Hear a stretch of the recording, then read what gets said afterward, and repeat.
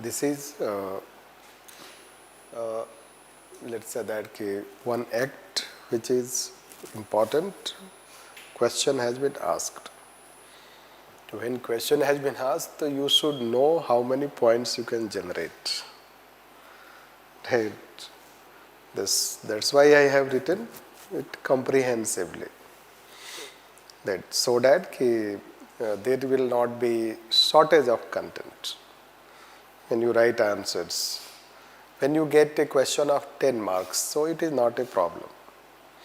But when you get a question of 15 marks, so you can struggle. So from that perspective, if you take, so although others are just to count points, the most important thing in this act is called this one, federal polity. The most important thing is that they introduce this federal polity, or let's say that this much, which is related to federal polity. And it was first time that it was introduced. It was introduced in let's say at a time when it was unitary state, a centralized system. In that they introduced federal polity. That why it becomes important. Then others are just to add here and there. Like diarchy is abolished at provinces level, but diarchy they introduce at central level. Governor General will have some subjects on which exclusive powers, and other powers will be given to government, elected government. That is called diarchy. Bicameral legislature, so in 1998 they introduced at central level. Now they introduce at provinces level. This broadening the universal adult franchise means it was limited. Now some new categories of people were also included in this. Then RBI, this is how the RBI Act, you know that we have RBI Act.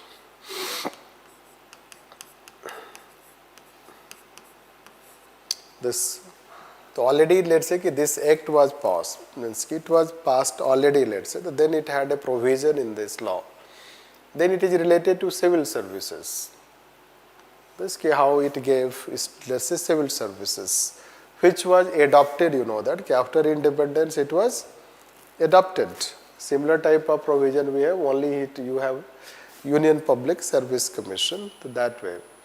These are some other points to add.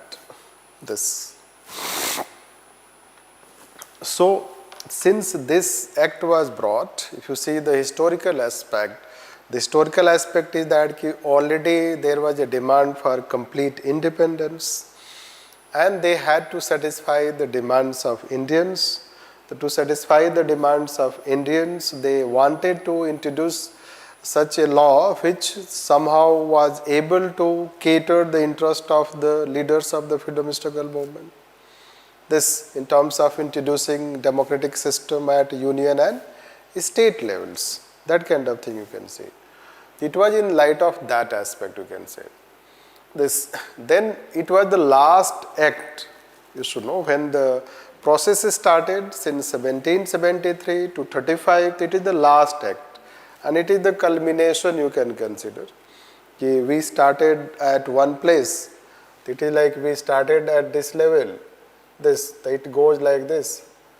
That is the last stage of its act you can consider in terms of democratization. So that's why it is important. It is more important in terms of the fact that the Constitution of India, let's say, incorporated most of the provisions of 1935 Act. Since Constitution of India incorporated most of the provisions of 1935 Act, then it is seen in two different ways.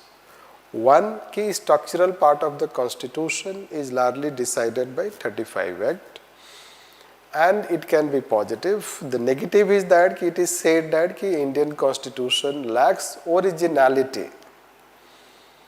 Right. It lacks originality because it is largely led by 1935 Act. So what original provisions you have brought in that? So that kind of thing you can consider. Plus, it is also said that it is not Indian oriented. The critics will say that basically this law was passed by British Parliament, and then we have incorporated in your constitution. So whether your constitution is guided by British Parliament, so critics can go and argue like anything like this, that way. But we have to write its significance, then criticisms. So let's write significance. Significance. First, for the first time,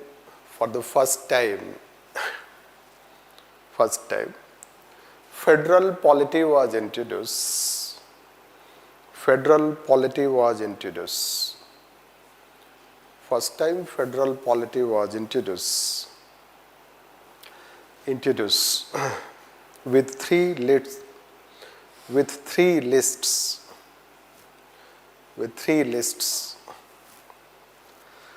Next, states were given more autonomy.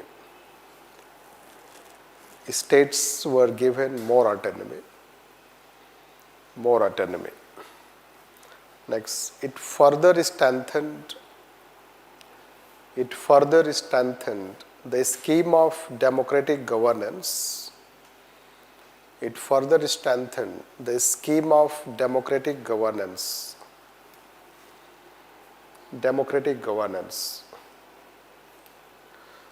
Next, it provided a structure of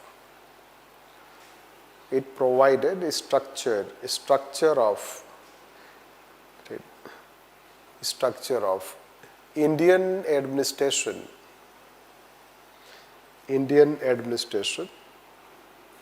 which was adopted after independence.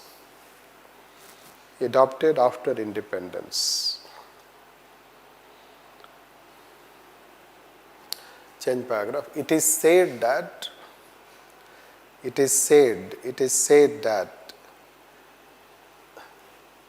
the structural side of Indian Constitution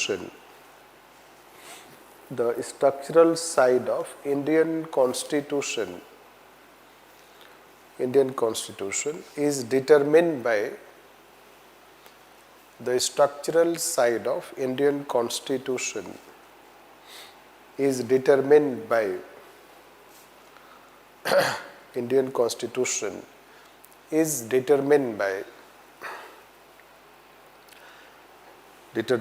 Government of India Act 1935. Next, criticisms.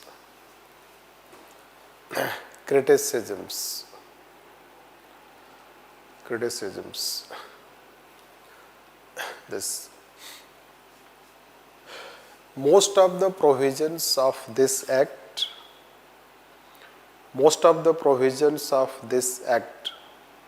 did not come into effect. Most of the provisions of this act did not come into effect.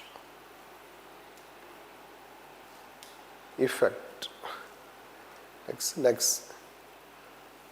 It introduced a centralized system of administration.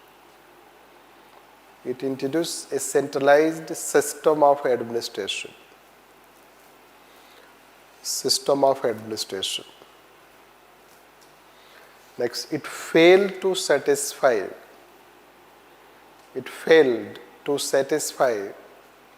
the demands of leaders of freedom struggle movement.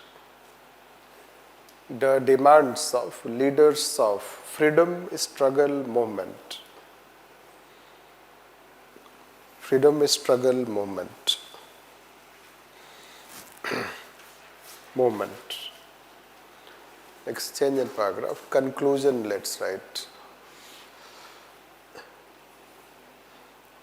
It was the last major act by the British government and it introduced a very comprehensive provisions. It introduced a very comprehensive provisions for Indian polity,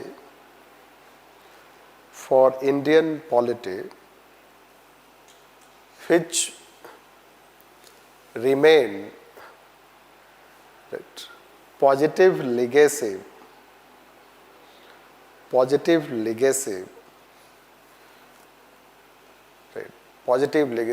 of Indian constitutional governance. Positive legacy of Indian constitutional governance. Get this. So it is a type of answer type, let's say that, dictation.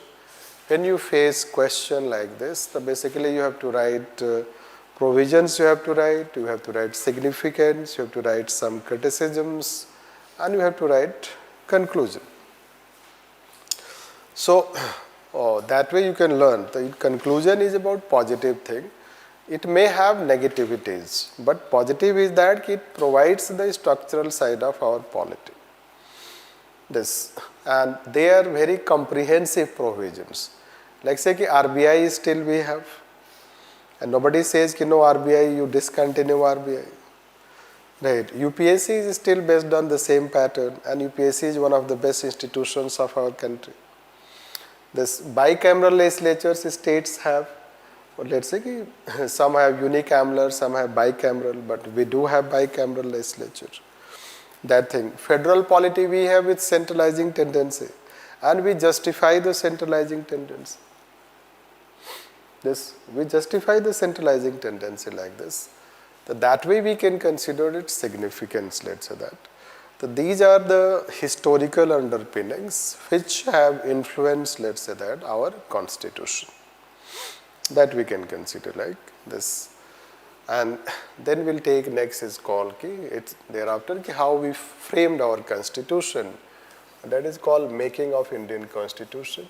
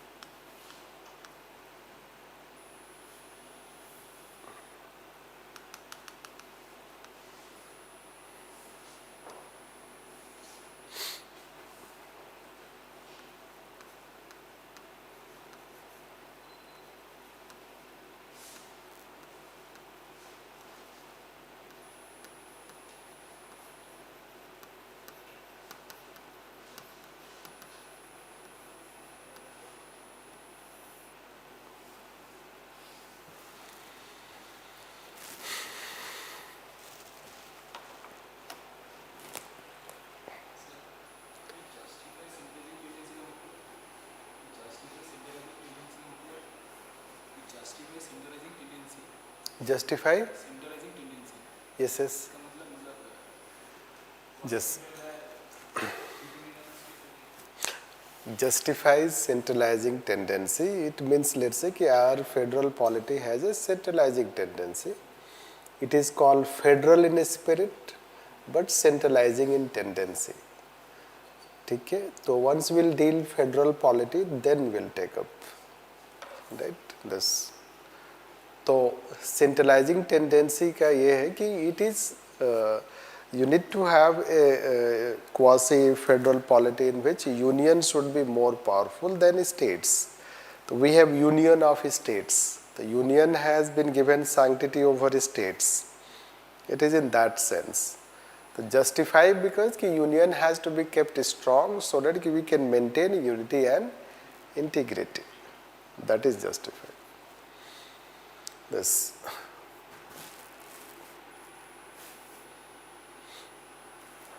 So even if questions are not asked, but then you have to know some of the basic things. You should become familiar, you should become aware.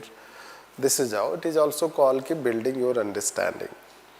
So first thing is that few events we have to know. Already you may have read. So have you started reading? Right. Got Lakshmikant? Not yet. Mm-hmm.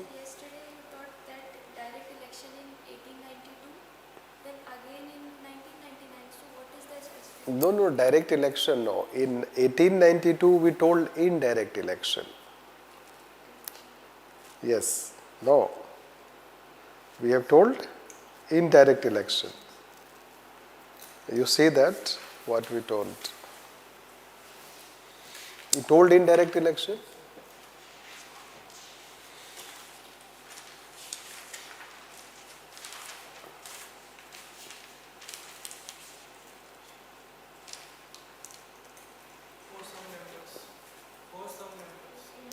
Indirect election. Yes. Right. Indirect election, again I will tell that indirect election means, let's say that I have been recognized or given this, let's say, authority that I can elect you. But I am not a citizen as electorate. I have been given this authority because I am a rich person or I belong to a certain position. Then. So some people, those who were at certain position or certain economic status, they were identified and they were given this right to elect. जैसे कि Rajya Sabha members are elected by MLAs of the assembly. Right, it is called indirect election. This. So उसी तरीके से some people were identified and they would elect or nominate some members for legislative council. That is called indirect election. Direct election is called people directly elect. People, citizen, they are given that power. Right? This. Yes? Any other question? Right. So this. So we have to know, because these are basics. You should read these basics. When you read it, it will give you confidence, understanding. This is how it is, because many basic things we may ignore. Nitty-gritty details. No? This. So those things we ignore, right? Then we'll talk on this. Then we'll take sources. Generally, it remains debatable. Generally, a question is asked in prelims basically on sources, right? And structural and philosophical aspect we will try to deal. What is the structural source? What is the philosophical source? Then we'll see what are criticisms. Let's say that. What are criticisms when Constitution was adopted that time? There were some criticisms. Those criticisms were that they lack originality. Some critics say it is lacking originality. Some will say it is borrowed constitution. How we can defend it? This.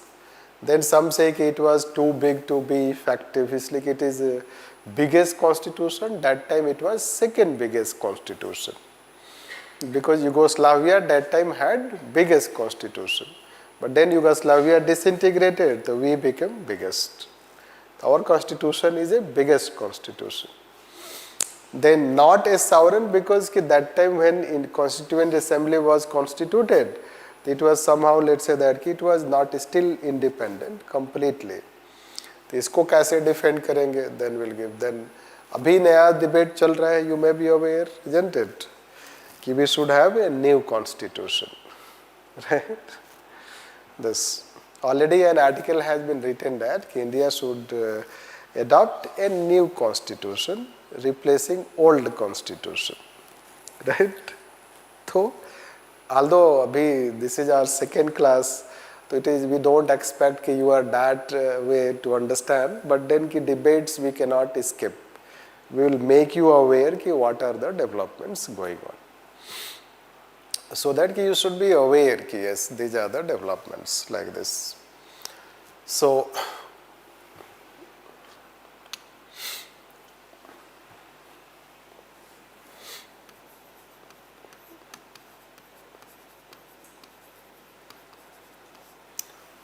this, the major events are that कि you know that कि Constituent Assembly, so formation of, we have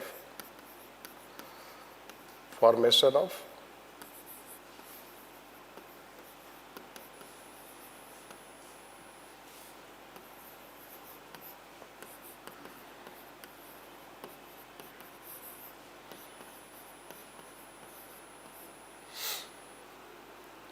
this, so Constituent Assembly was formed.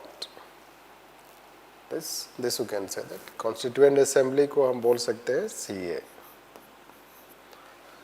तो Constituent Assembly was formed in 1946, but इसके पहले से process चल रहा था, right? Process this,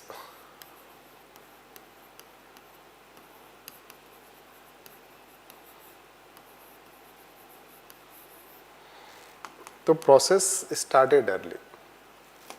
तो वी से दैट कि idea of Constituent Assembly was given by, yes, M. N. Roy.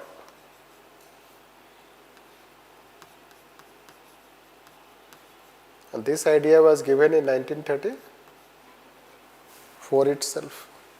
This. Now, we had some, let's say that ki initiative by British government. No, Cripps offer, this Cripps mission, and then we had this August offer, but they were rejected.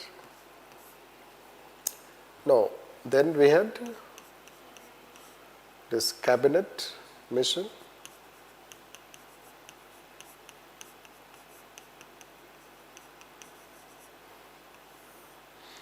right, which was accepted, and Constituent Assembly was formed under, because cabinet mission proposals were more acceptable. This, so that is how Constituent Assembly was formulated. Now, Constituent Assembly, it was indirectly elected body.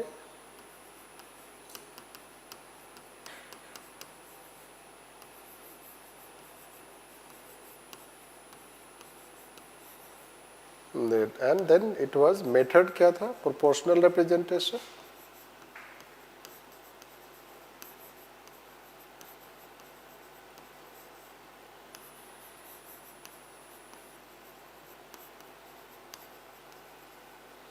Method is proportional representation.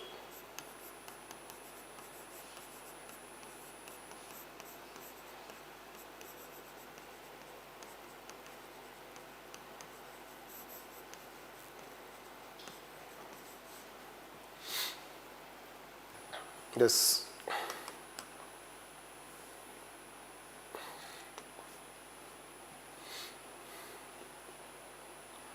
So, then CA elected its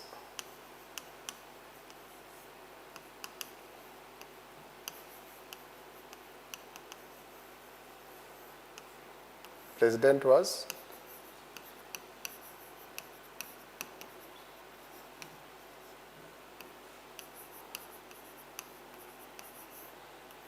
he presided? No.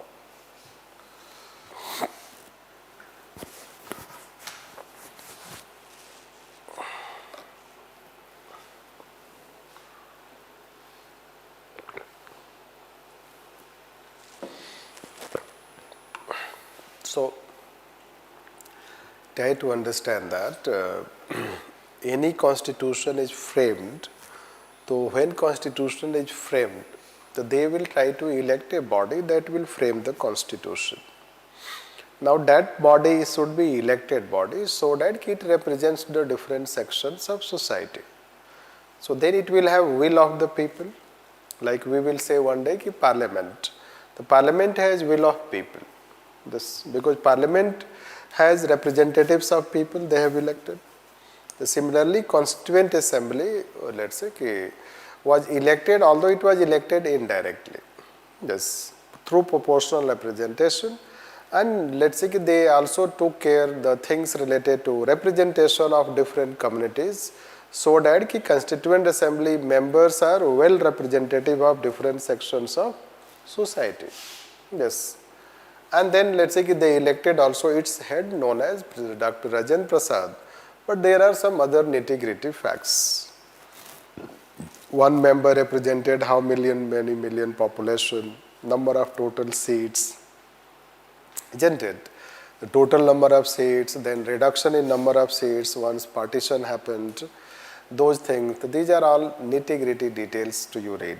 This, that you can say.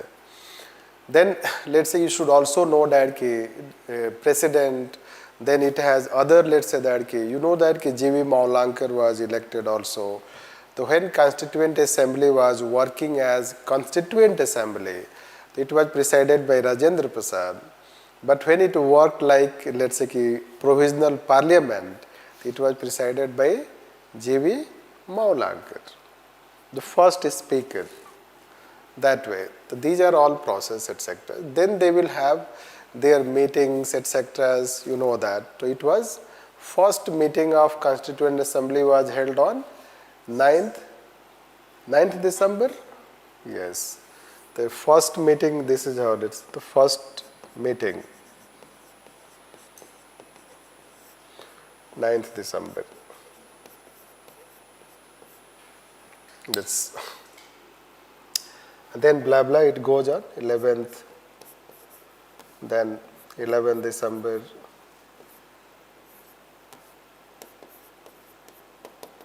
this all blah blah things, right?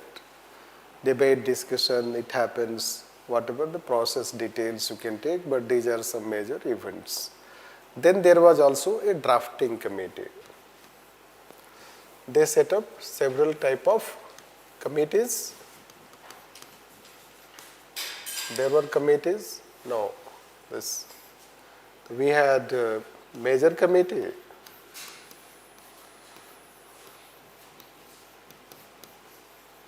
And minor committees.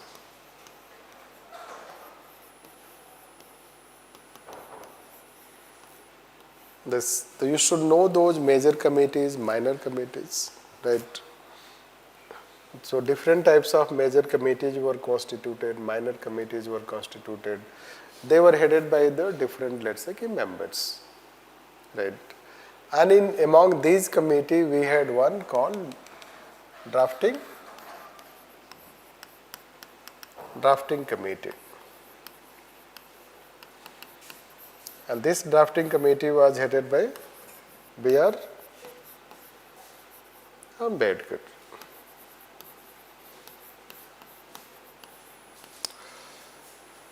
This B.R. Ambedkar, let's say that committee, it has total 7 members. Yes, that way. The role of drafting committee was to finally draft the constitution. And then finally, let's say constitution was drafted and constitution was adopted. It was adopted on 26 November This 49. And some provisions came into effect. This. And then finally we adopted on 26 January 1950. So this is the date of adoption. There is a difference. What is the date for date of adoption? And what is this? What is the difference? On 26th we adopted some of the Yes. features of constitution, but on 26th we enforce fully. Right. Basically, adoption is that ki now it has been, as a document, it has been adopted, accepted. And coming into effect is that ki now it comes into force, implementation.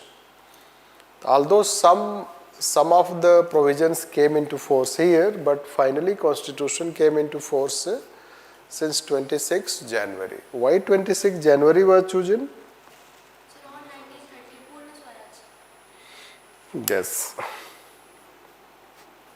The 26 January was, let's say, chosen because on 26 January same in 1930 we had celebrated complete independence. These are some very basic things like. So how much time it took to formulate Indian Constitution? 2 years, 11 months and 18 days. This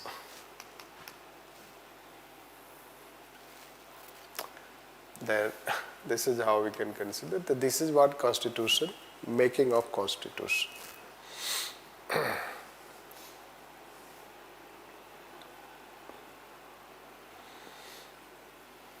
So then what are the features, broad features of Constitution?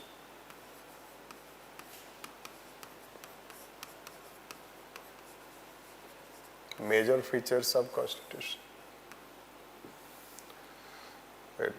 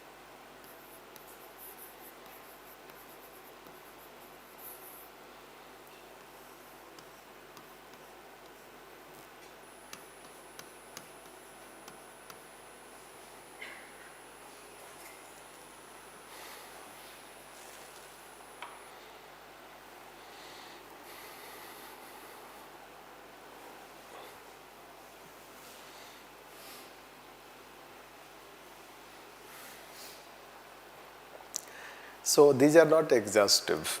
because the entire polity when will be taught, you will be yourself able to know these things, right? These are very basic thing to know. These are the features of Indian Constitution, right? This.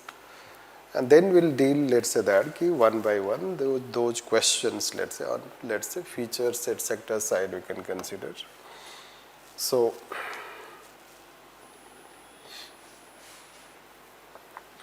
right.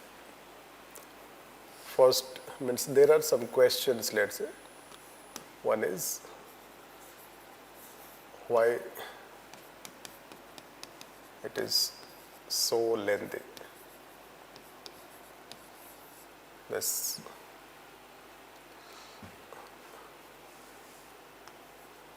So why it is so lengthy constitution?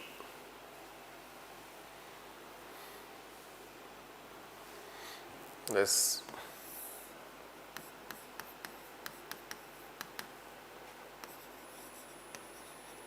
When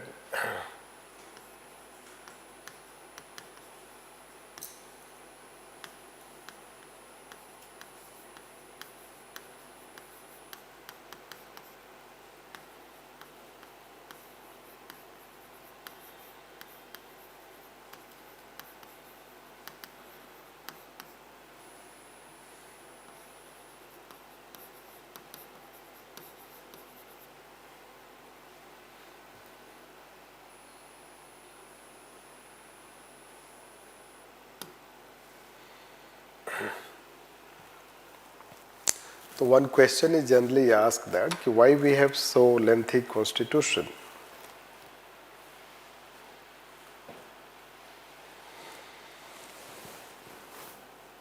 Yes.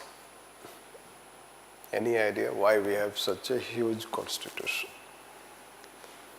Right.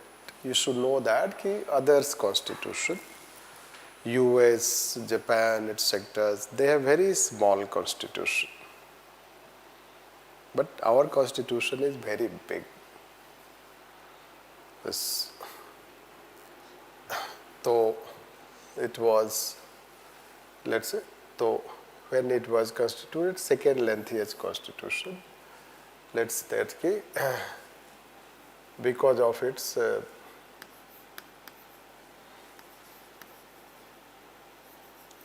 arguments, let's say that, since it was very lengthy and cumbersome,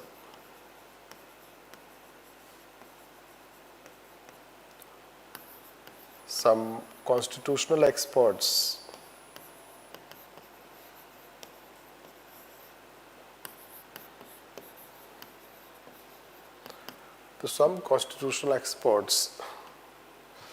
right, stated it would fail to work.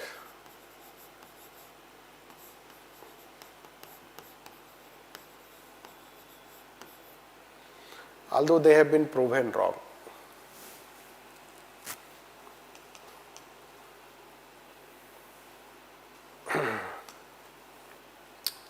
So when it was, this is how, so that time let's say that Yugoslavia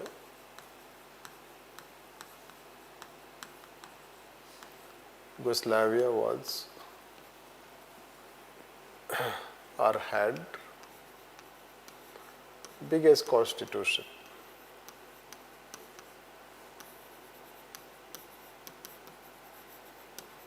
This, it got disintegrated.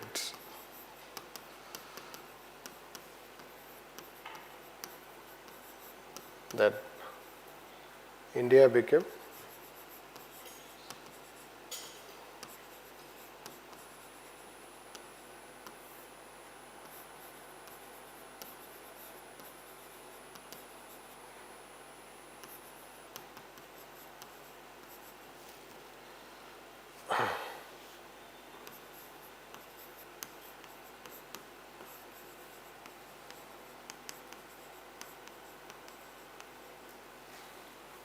yes.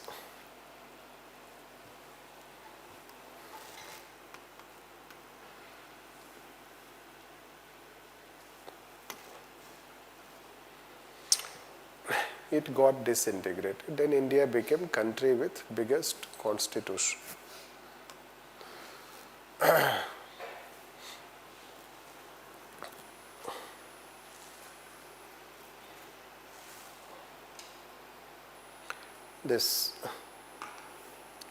It got disintegrated, then India became country with biggest constitution. So why it was biggest? Let's write that. It became very lengthy. It became very lengthy because of following factors. Because of following factors. First, detailed enumerations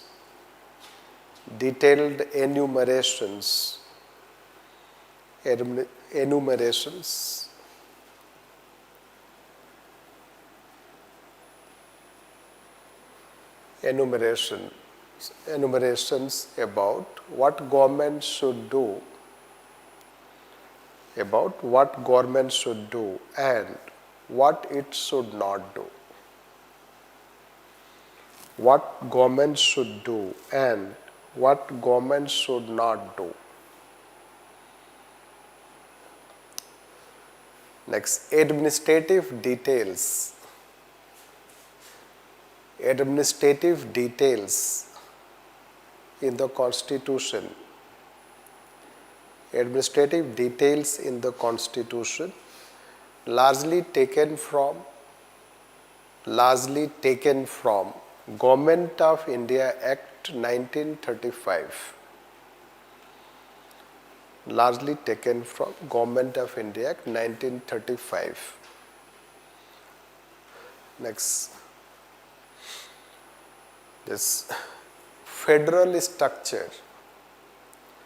Federal structure with detailed enumerations of powers. Detailed enumerations of powers of union and states. Next, transitional society. Transitional society in which state assumed welfare role.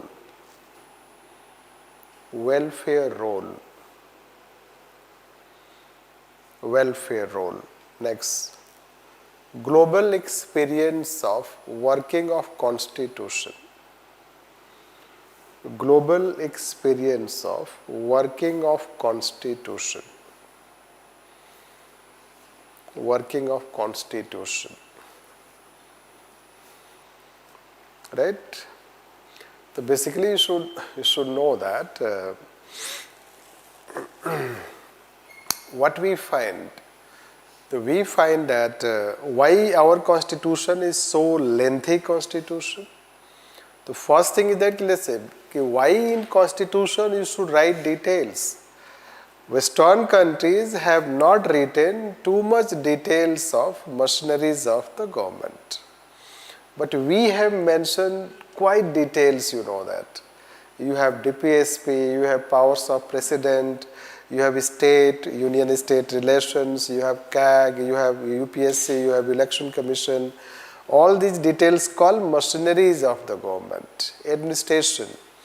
But in US Constitution, you will not have. They have just mentioned what government should not do. They have not mentioned what government should do.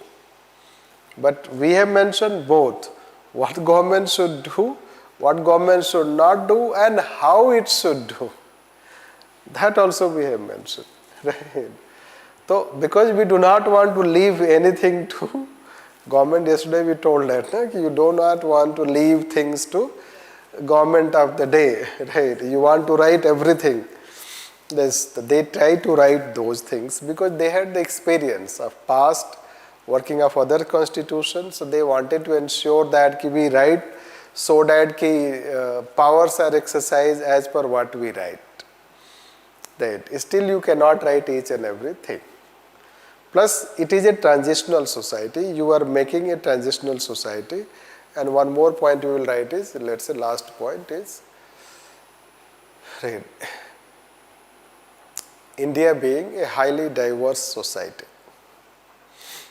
India being highly diverse society.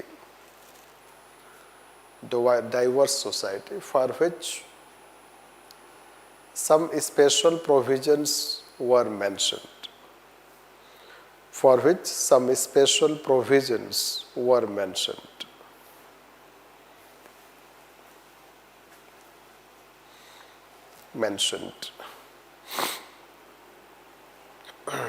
Right? Even let's say that you are mentioning some special provision of different sections of society. If you take schedule, you can take 5, 6, you can say that Article 71, A, B, C, D that you mentioned. So there are some special provisions also because ours is a very diverse society. So these are the factors, let's say that ours is a lengthy constitution. Right? But let's write whether it has been a workable constitution. Next question, whether it has been a workable constitution.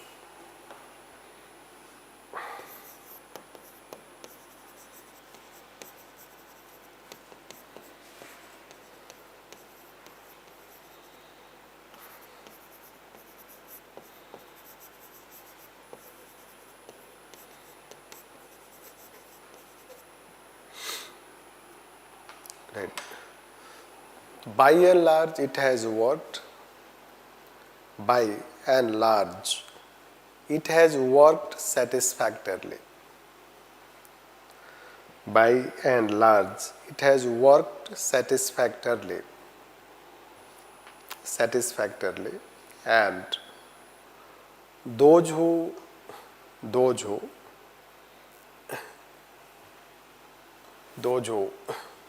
remarked that it would fail have been proven wrong.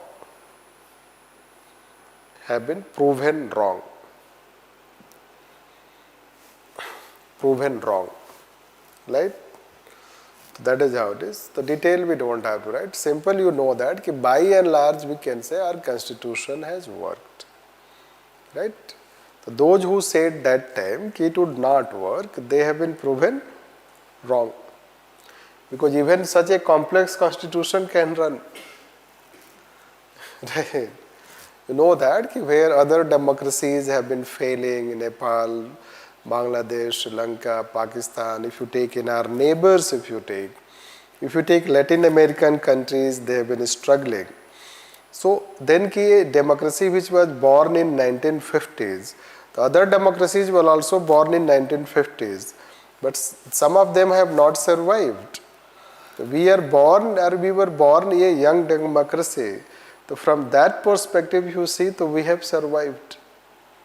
So by and large, we will credit it for success, and that credit goes to Constitution. So those who said no, they are proven wrong. Now, next question we'll talk is called borrowed Constitution.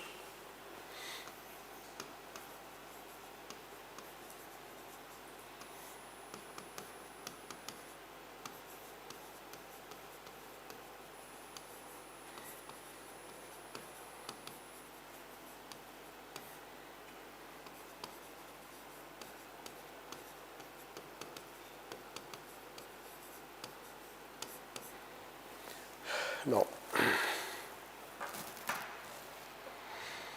So what we will say on that?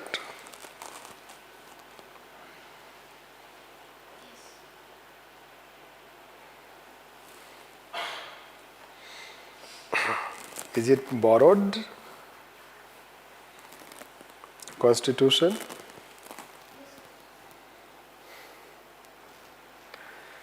Then does it lack originality?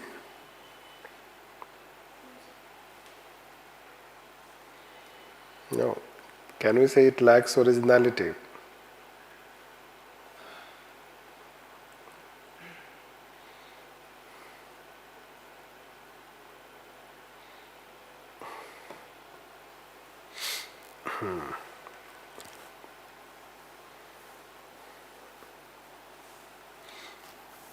So before you may have read these things, sources. Let's say if you take sources, so if you take British Constitution, so you know that okay, we have taken this okay, parliamentary system, rule of law, single citizenship, cabinet system, and issuance of writs by courts, right? Which you will have to know for prelims, right? This you can say this, because a question is generally asked. Then if you take US, Constitution of US, so we have taken Constitution of US, basically the preamble, fundamental rights, independence of judiciary, judicial review, and impeachment process of president. In fact, basically, let's say when we will have our own discourse, you will know separation of power. India, our let's say that constitutional system is largely a blend of US and UK. Right. We have taken major aspect we have taken from US and UK. This. If we have taken parliamentary system from UK, so we have taken separation of power with independent judiciary from US, including fundamental rights. This way. So since we have a written constitution, so we will resemble more to US in that sense. But when as far as government is concerned, so we will have more of UK type.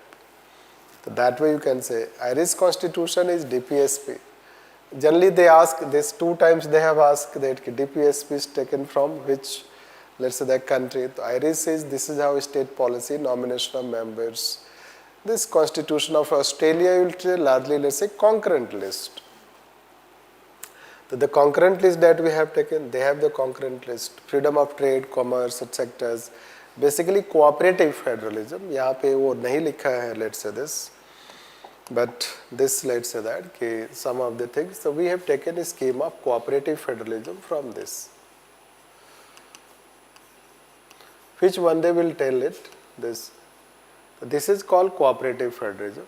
This one is about cooperative federalism. This.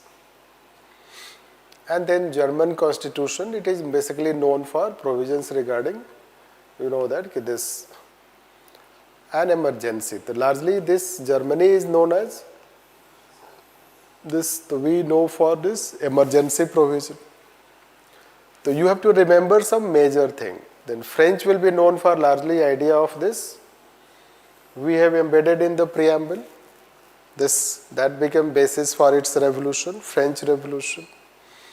The Republican type, liberty, equality, fraternity will come from this. And it is, let's say, amendment of constitution and election. So, different sources we have. There are different sources that we borrow.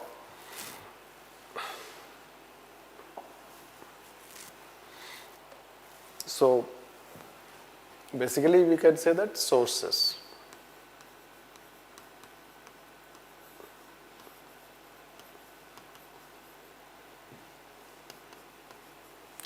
Let's write this. First we will write this, sources of constitution.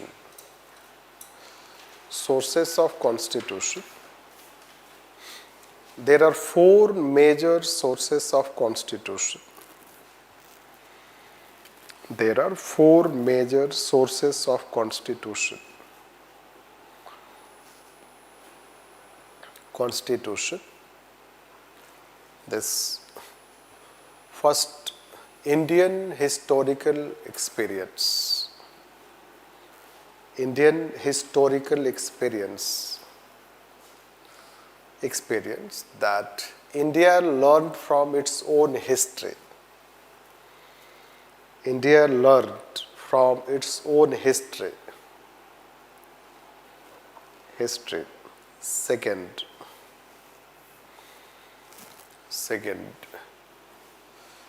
this spirit of freedom struggle movement. Spirit of freedom struggle movement. Freedom struggle movement, in bracket, it was imbibed in objective resolution. It was imbibed in imbibed in objective resolution, which became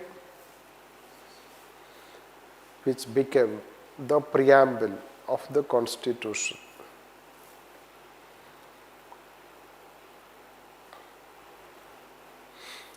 Next, the Government of India Act 1935. The Government of India Act 1935. Yes, it provided the structural side of Indian Constitution. It provided the structural side of Indian Constitution.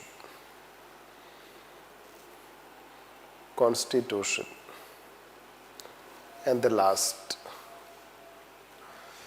right, borrowing the relevant practices from others' constitutions, right?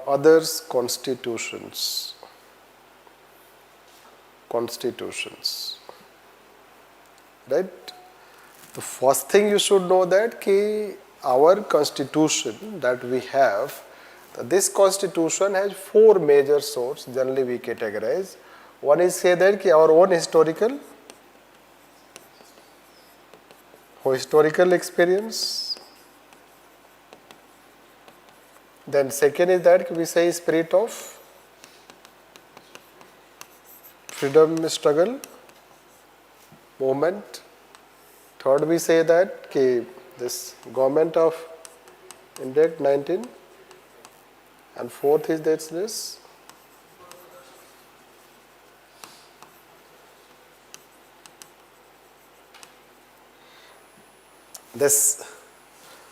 So, first thing you should know that our constitution is neither only this nor only this. Right? These things, our own historical experience and a spirit of freedom struggle movement, they will bring some, let's say, indigenous aspect.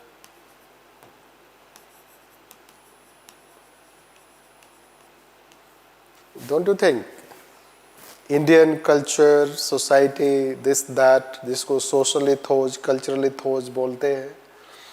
Right? The Indian, let's say brotherhood that we have, inclusiveness we have kept in, secular aspect we have kept in the constitution, which are not explicitly were not mentioned, but the foundation of the let's say constitution, the spirit of the constitution cannot be said to be completely foreigner. This, the spirit of the constitution is also indigenous, because we do imbibe some of our own Indian historical philosophical legacies. This, that we can say. So this historical experience, spirit of freedom movement, so that is how it can be written in defense. That if someone says that our Indian constitution is just only 1935, so it is not like that. Or if someone says we have just borrowed it, it is not also like this. But since it is, we have largely taken details of this, we have borrowed from different countries, largely let's say having let's say US and UK, let's say that influence. So it is because of that it is criticized. Right. So let's write on this. Right. The criticism is based on the fact that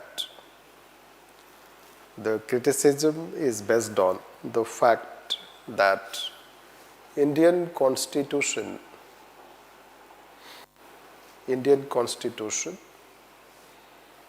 right, Indian Constitution borrowed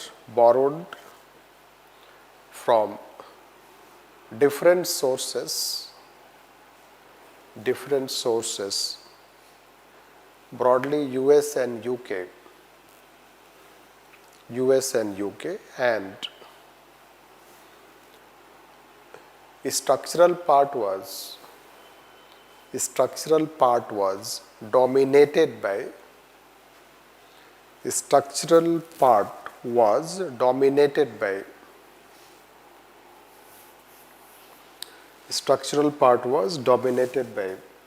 1935 Act. 1935 Act. Therefore, to some extent it can be said that it lacks originality. It lacks originality.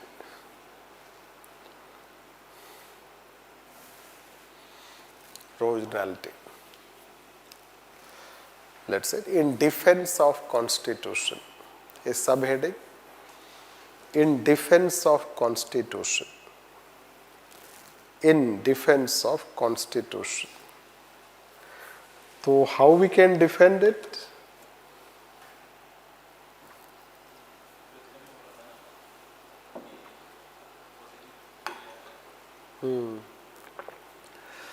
So let's take that कि suppose कि someone, any country, let's say that कि any country writes constitution during 1940s. That any country writes constitution during 1940s. So let's कि already it has many countries have written constitution.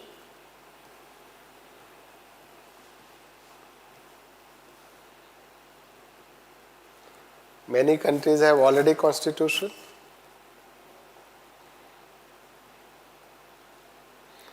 And that country also has its own history.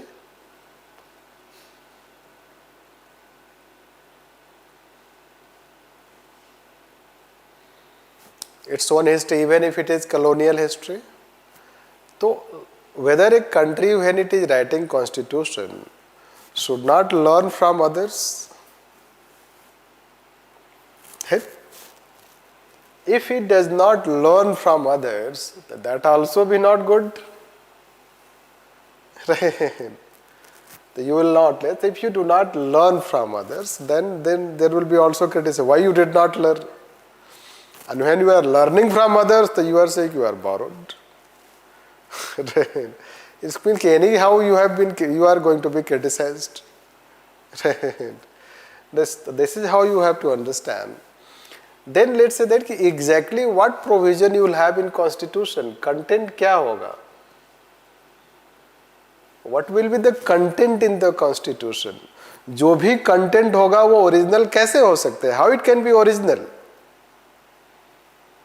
Because these things have already been existing. So when they are already existing, so even if you write it original, it will not look original. Because those things have already been written somewhere. Like say if you want to write fundamental rights. So already many countries have fundamental rights. So when you write fundamental rights, the fundamental rights mean, let's say that fundamental rights are something that you cannot take away. Right? So if you adopt fundamental right, तो कोई बोलेगा ये तो US का है. Even if you do not want to sound that you are taking from US. Getting? Because you have to write it. That way you can consider. The content cannot be original. When you write today, that the content that you have, it will resemble like that. Right? Like today it is difficult to have inventions. Right? We talk about innovations, not inventions. Why we don't talk inventions? Everything you have invented, what is left? So hardly anything is left on this earth at least. No. If you, let's say invention will be that on Mars whether life is possible. So one day, the day you will find out that life is possible on Mars, it will be invention. But on this earth, everything you have invented. So when you have invented, over that you will bring innovations. So where is the originality? Then should originality be a point, or how relevant is that should be the point. This. So originality should not be the point, rather how relevant the provisions of the constitutions are. That should be the point. Have we incorporated relevant provisions? Are they suitable to Indian conditions? That is how B.R. Ambedkar defended. Right? So you should know that India had over 60 constitutions. Right? Framers of the constitution studied over 60 constitutions.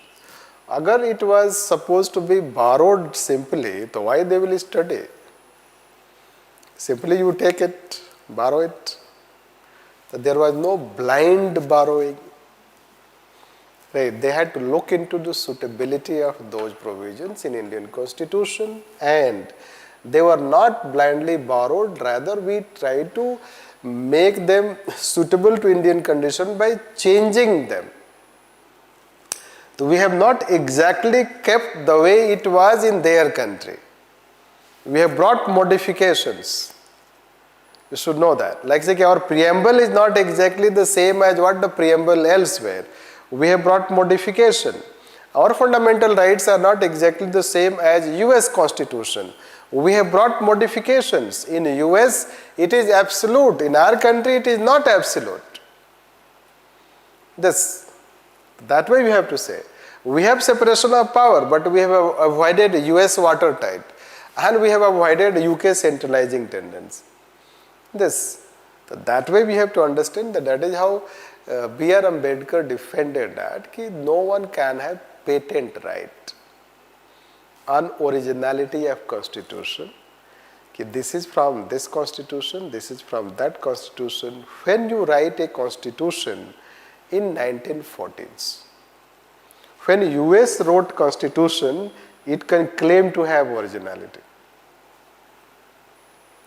But when any second country writes constitution, it cannot claim to have originality because it will have some provisions from US constitution. That we can consider. So then key originality and borrowed should not be the point. Right? And he defended that you cannot have originality, and that should not be the point or concern. Concern should be that how relevant provisions we have. And then he says it is ransaking, let's say that. The Indian constitution is, B.R. Ambedkar ka statement hai, Indian constitution is ransaking of over 60 constitutions of the world. And we did not have blind imitation. Rather, we adopted the provisions which could be suitable to that. Hence, even if it is borrowed, it lacks a bit originality, but that should not be its criticism. Rather, he says that our constitution is very unique, that it is flexible as well as rigid, and it works as per situation. And it is a living document. They also say that. B.R. Ambedkar and Rajinder Prasad and Nehru, they all will say that, see, it is not the final document. Right? It is a document that we have given and adopted. It has a shape and a structure, but it is not the final document. Don't take it as a finality in terms of you can bring changes in that. The Nehru will say it is an organic document. This way. And then Dr. Rajinder Prasad, he will say that, see, we may not have framed the best constitution, right? But even people, means men who are virtuous, means men with good character, can run a bad constitution better. Hence, he says, hence I would pray to God that he should create such people in abundance. So basically what they are saying that those who run constitution, that is the government, that is the judiciary, that is the legislators, so they should be men with good character. That way. And even if constitution can have some weakness, but they can run with good character better. So you can never write a perfect constitution. Can we write a perfect constitution? It is not possible in such a diverse society. Why this view is important? Because there is a now view that it is now the same. They will say that it is an old constitution, it is a Western constitution, it is not Indian constitution. Right? There is nothing Indian in constitution. It is a foreign constitution. Blah blah things. Even some judges have started talking. Right? So they have started discrediting those members of the Constituent Assembly, including B.R. Ambedkar. And you know why they are doing this. I don't want to talk, it is just our second class. This. So, I will show one Justice Chalameshwari statement.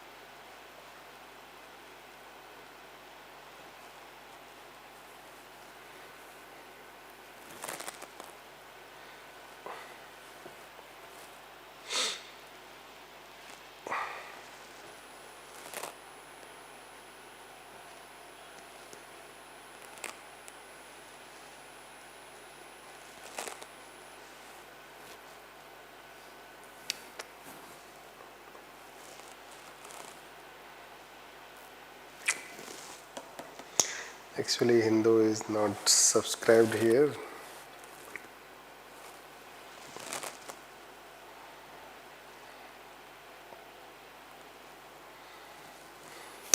Basically, recently he has made some remarks.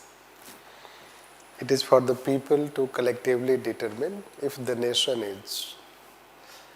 Basically, it is a talk going on, right, about constitution, this aspect to know that. Anyhow, so let's write on this. In defense, B.R. Ambedkar defended. B.R. Ambedkar defended Indian Constitution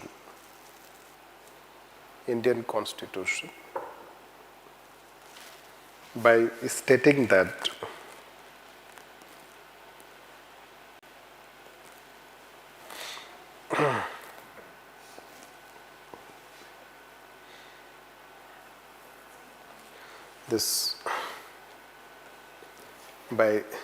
stating that first, no one can claim or can have patent right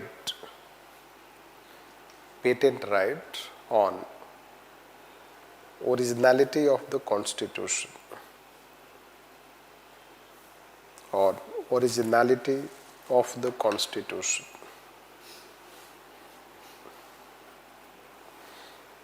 Patent right on originality of the Constitution. Constitution. Next, second.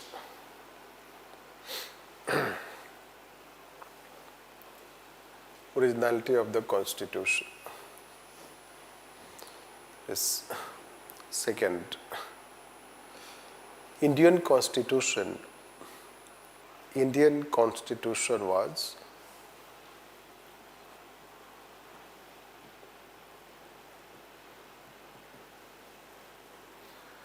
this ransacking of ransacking of over 60 constitutions, over 60 constitutions, and hence it was not a blind imitation. It was not a blind imitation. Blind imitation. Next, Indian Constitution was designed to suit Indian conditions. Suit Indian conditions. It was flexible as well as rigid. It was flexible as well as rigid.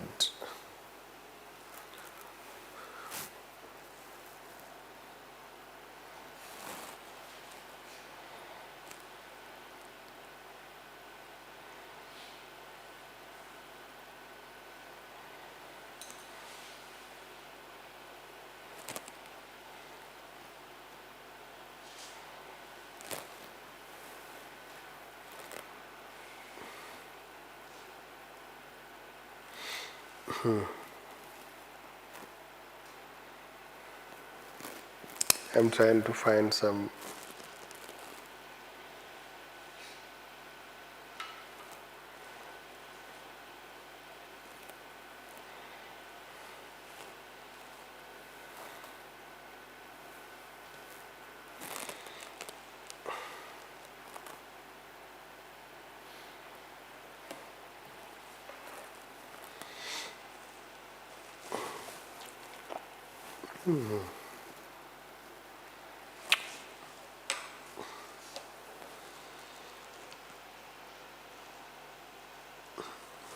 Difficult to get.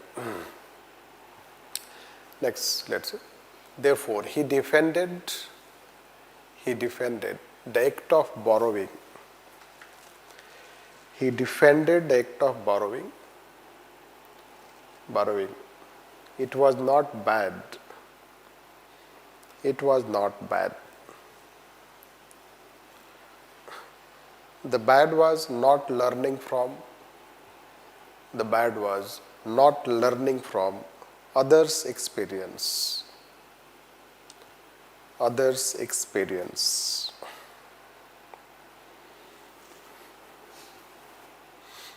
This others' experience. Even Dr. Rajinder Prasad,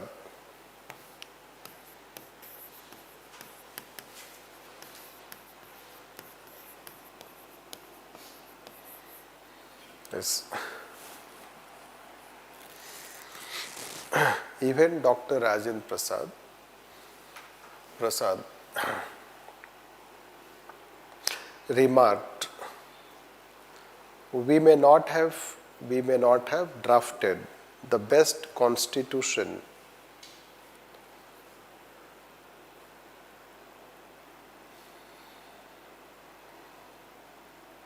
but virtuous men can run even a bad constitution,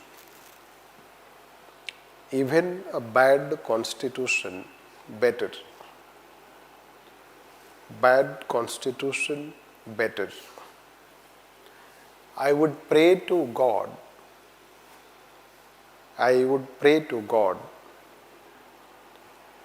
that He should create such men in abundance. That He should create such men in abundance. In abundance. Right? So that is how we can talk about constitution like this. Debate then, should there be a new constitution?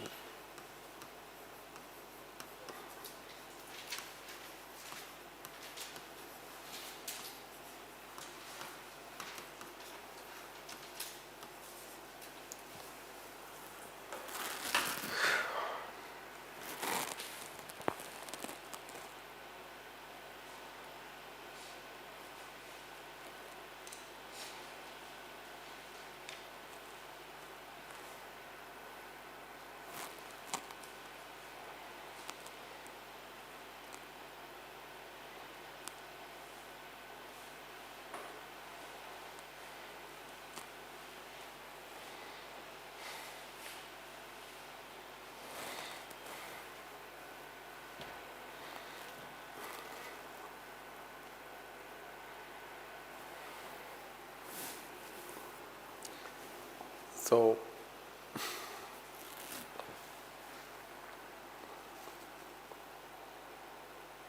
this is, you know, that.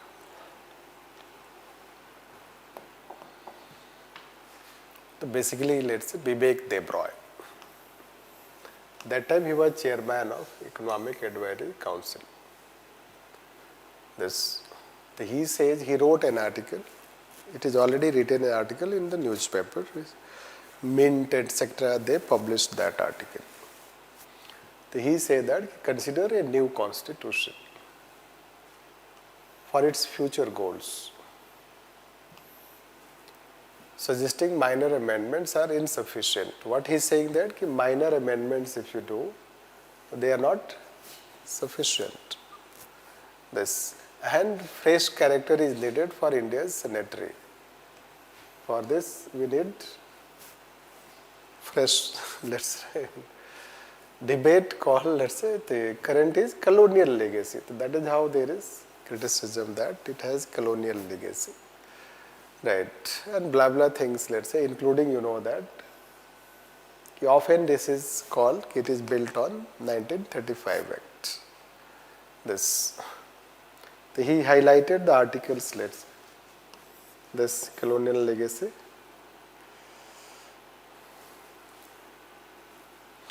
He is saying this is, we the people, the phrase we have adopted in the preamble, it shows that people can adopt a new constitution. No doubt people can adopt. This is how the debate going on. Right. So should we have new constitution? What do you think? Firstly, we should implement that constitution properly. Yes. तो ये government को क्यों नहीं पता है? Yes, it is true, you should know that. तो देखो again कि I will tell you that कि just we want to make you aware कि ये सारा debate हो रहा है. तो again the question is that कि take any example of any law. The law has always positive side and negative side. Which side you focus is like a glass is half full, glass is half empty. Right. So you give focus to which side. This is how we say that. So the question is that if you talk about this aspect, you know that. So the question is that if you take any law, even RTI law you have, GST law you have, any law will have flaws. You should know that. Constitution, as we told yesterday, it is a fundamental law. It is not like any ordinary law. Right. So when you rewrite a constitution fresh, it should be better than that. Can we write a better constitution than the constitution we have? In present prevailing conditions? Not at all. Right. We may have technologically advanced, not by wisdom. Right. Today you don't have the wisdom of the framers of the constitution. Right. They were not so selfish. This you should know that. Even if they had differences, huge differences they had, like Ambedkar, Nehru, Gandhi, Patel, this will find even Shyama Prasad Mukherjee, who belongs to BJP ideology, you should know that. They all had different ideology, but they still worked together. Because for them, country was something above their personal differences. How we talk in parliament today?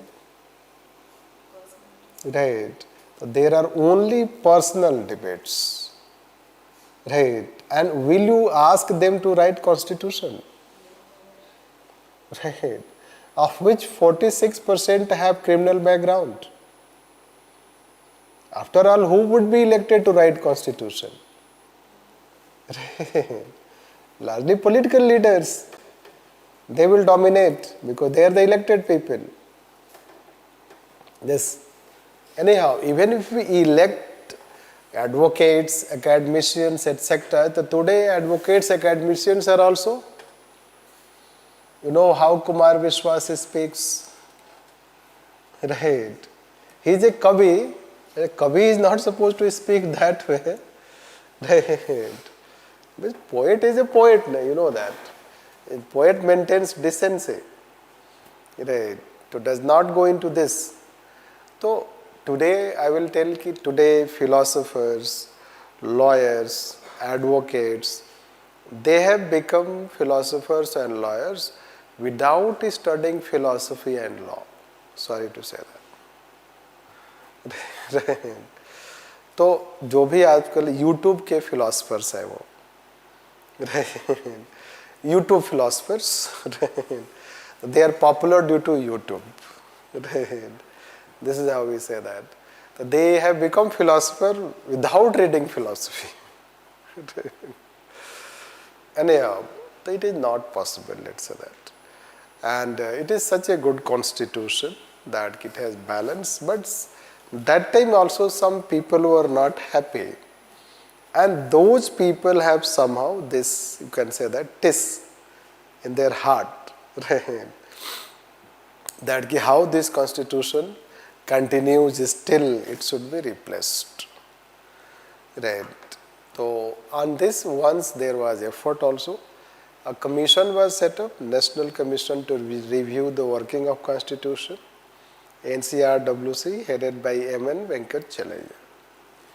So once we have set up a commission also to review this constitution. When this commission was constituted, so then there was a fear also. Are you reviewing with an intention to change constitution? That time also there was debate. Right. Openly speaking, if I take, informally I will tell, so you know that some sections in our society, they have not accepted our constitution. They did not accept constitution, they did not accept national flag, they did not accept national anthem. This you should know that. So somehow this is how they also that time did not accept. This time it is their helplessness to accept this. So that voice remain that time also, today also. Yes, today that voice is more powerful. That time that voice was very small. Yes, less powerful. That is how the difference. That ki a person, someone who is the, let's say that Economic Advisory Council chairperson, he can go and write it. Don't you think that he cannot say it is my personal view? When you are in the government and you are writing, can it be your personal view? It will not necessarily be personal view. Anyhow, so that way this is what we have to tell. So this is what a bit we will have to summarize. So let's write on this.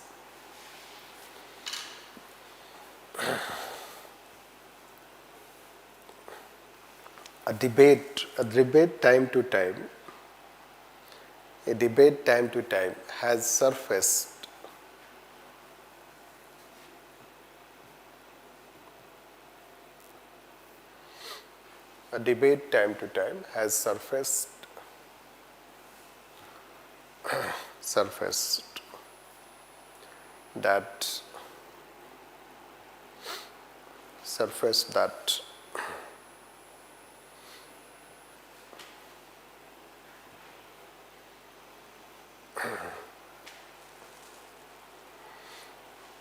time to time has surfaced that whether it is the constitution which is responsible for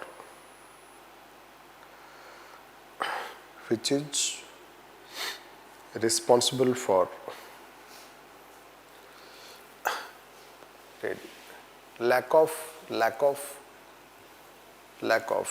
development as per potential of the country.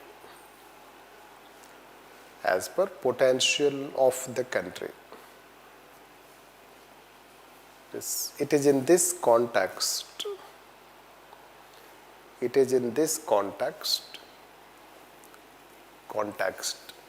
Vivek Debroy. It is in this context, Vivek Debroy.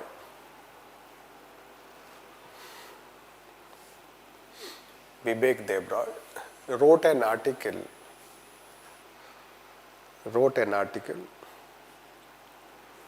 to adopt a new constitution. To adopt a new constitution, as the present constitution was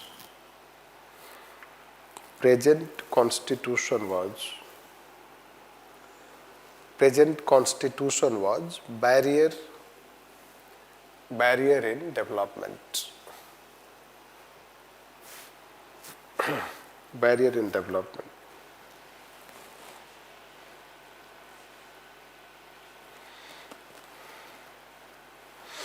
Next, in past also,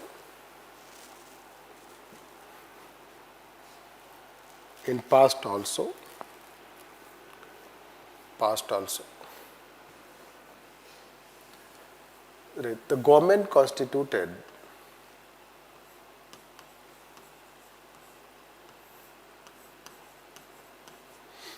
a commission. The government constituted a commission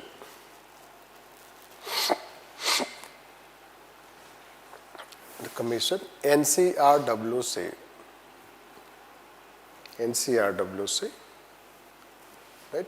We say it National Commission to Review Working of Constitution. This National Commission to review the working of Constitution.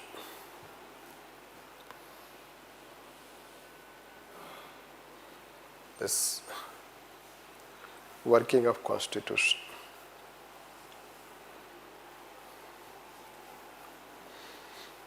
Constitution. NCRWC. Yes.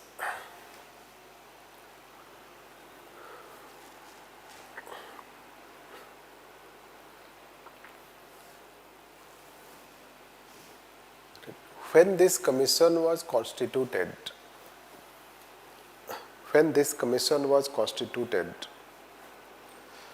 right, there was debate that whether government wanted to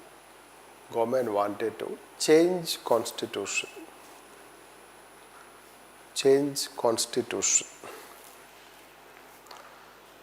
The then president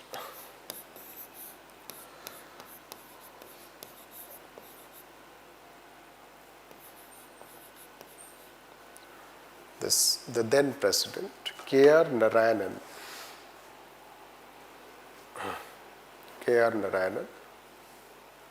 the then president K.R. Narayanan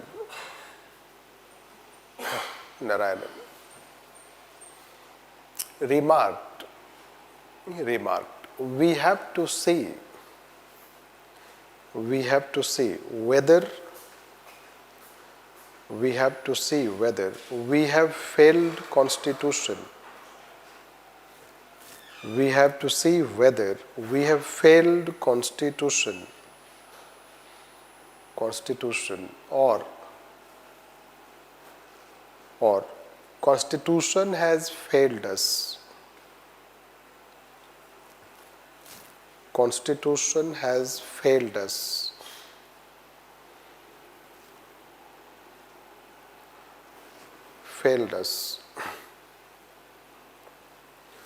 Constitution has failed us.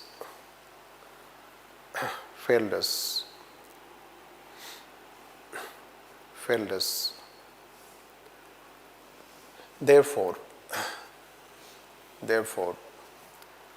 it is not about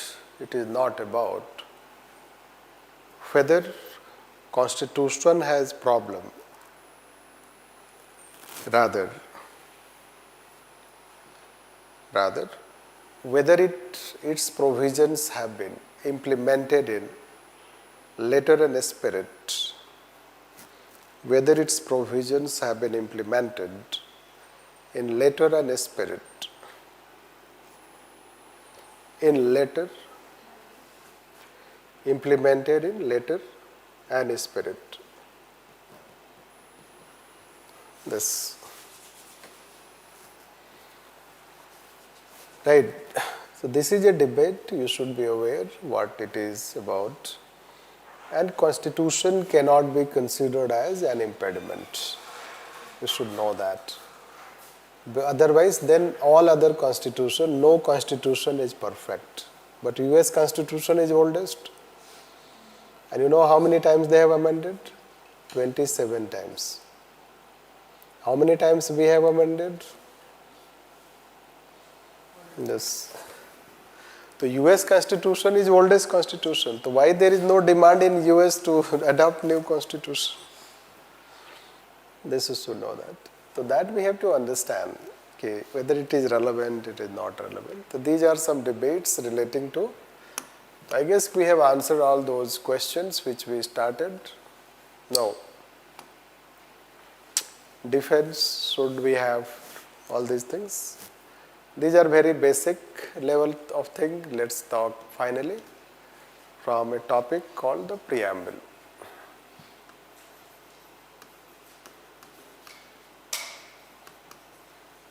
This, we will take the preamble.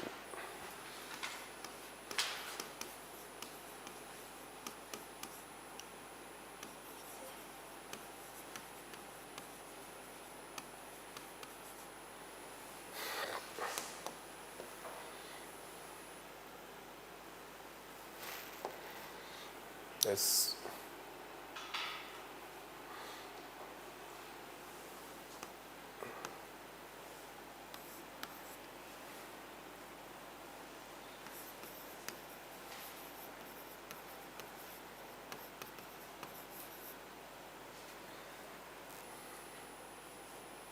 Simple components.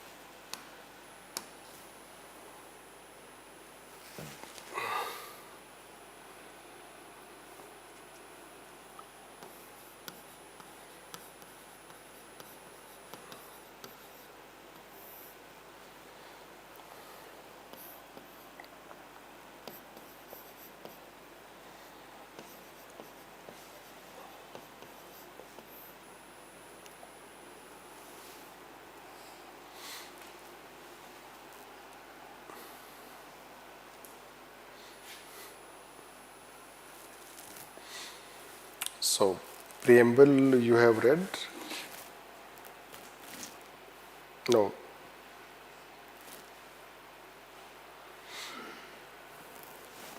Preamble of the Constitution. So, before we start, some remarks, know that. So, basically in answer you have to write one remark.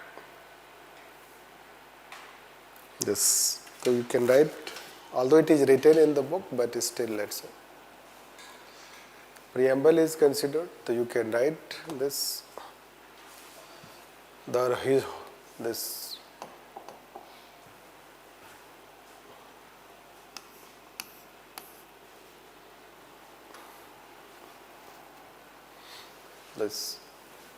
the horoscope of the Constitution, K. Munshi.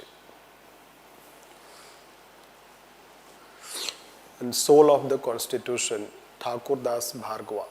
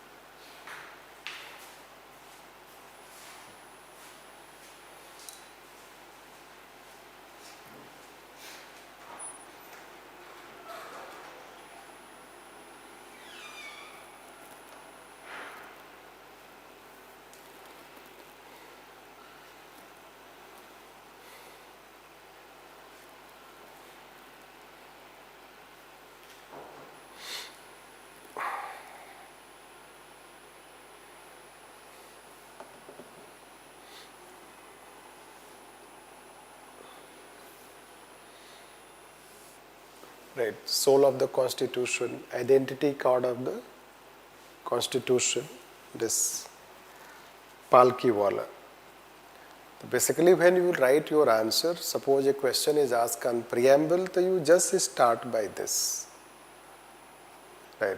That's why any one statement, not all three, one you have to write this. So it is because of that.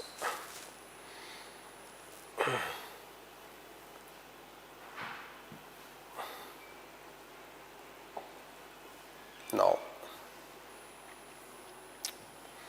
when we say that, the preamble, so when preamble start with, we people of India, and then blah blah it has. So this is one thing. No? This, then it mentions, next line is sovereign, socialist, secular, democratic, republic. This. Then blah blah. It writes about justice. No. Let talks about liberty, fraternity. Then it talks about unity and integrity. And then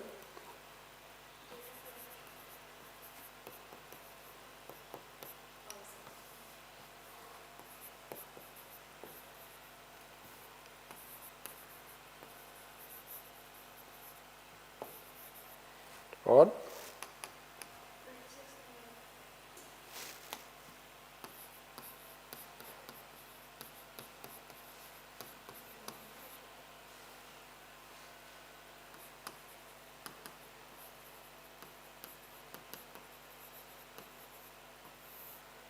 this.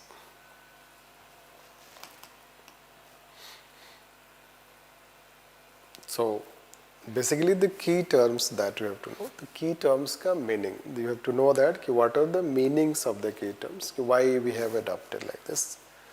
So then what is the meaning of this, then what they mean, then this aspect, and then the date aspect we have this.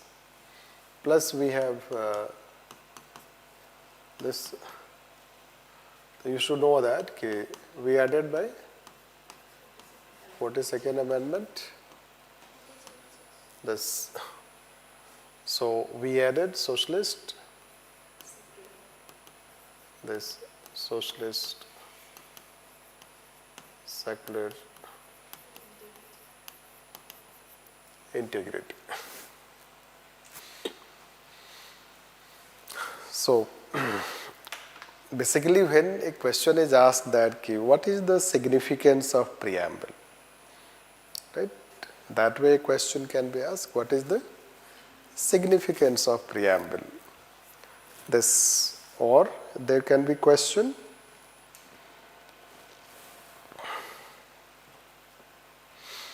so they have not asked question, but once they have asked, right? So once a question was asked, so let me show that question.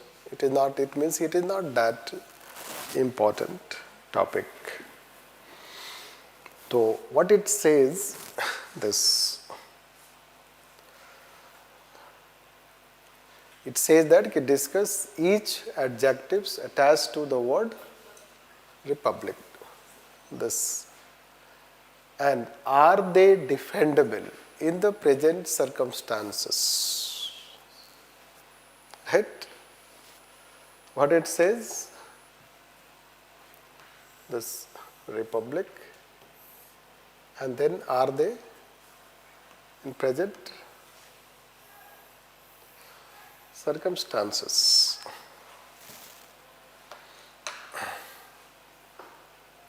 This. So, are they defendable in present circumstance? That is what you have to write. So, largely they will be defendable. That is what you will write? No. Or you will not write. They are not defendable. Yes. What do you think? Yes? Yes?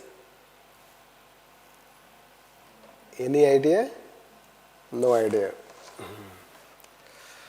Right देखो एक question क्यों आया है should know that question इसलिए आया है इसका context ये है कि सोशलिस्ट और सेकुलर तो उस समय डिबेट था there was a debate that time that कि दे शुड बी डिलीटेड और वो that debate is still there time to time you know that you may have heard they want कि since it was not original part of the preamble, it should be deleted. So should we delete 100 plus amendments also? They were not part of the constitution.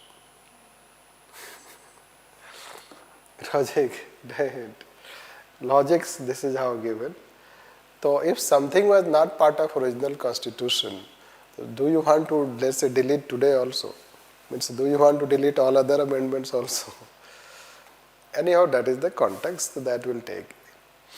So that is how you can talk on this aspect.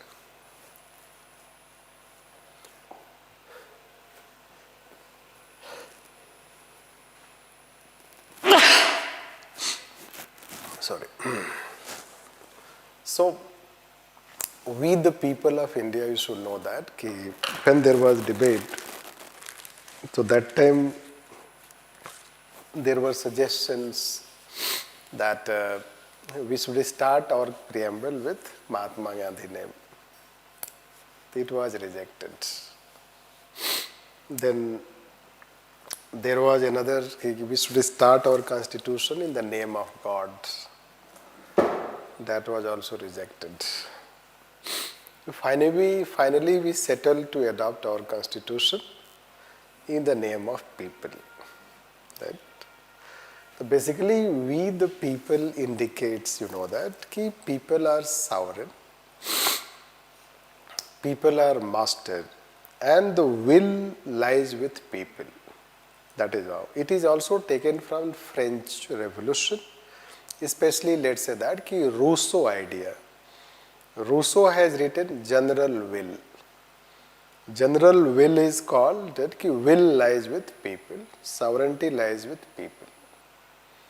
Right? This. If we go on this interpreting all these things, right? So,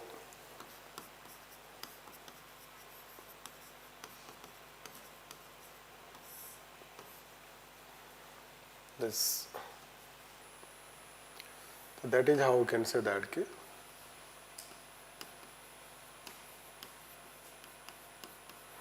We the people means people are master.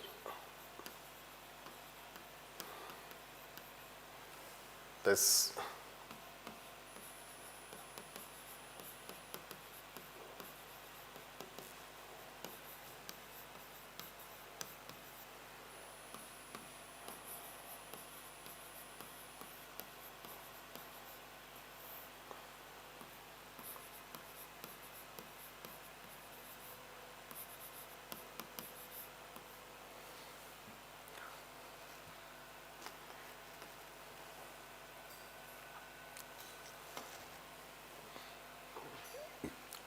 This.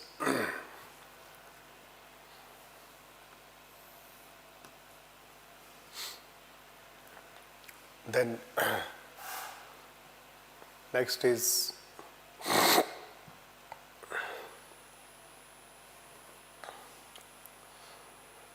we have this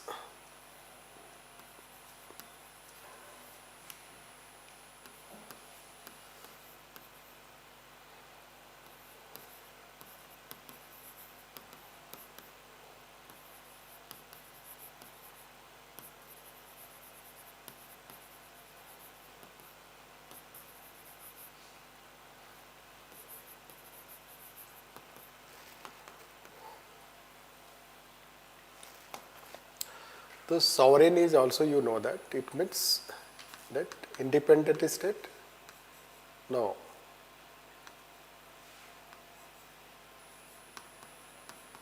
Yes? Sovereign means state is independent, it does not have any external. Yes, we are not under any external obligation. The state is considered independent in taking decision, making laws. Right? Now, socialist, this you can say that. When we talk about socialist, so socialist is related, let's say that, is concerned about this elimination of this backwardness. One day we'll take, let's say that, okay?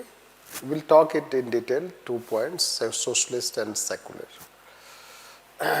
State has no religion.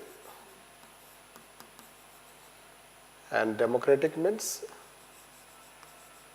elected government. Republic means head of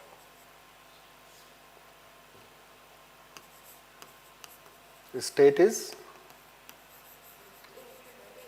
elected and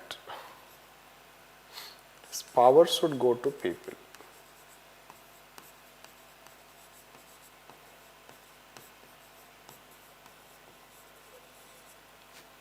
Power should go to people. ये भी इसका meaning होता है.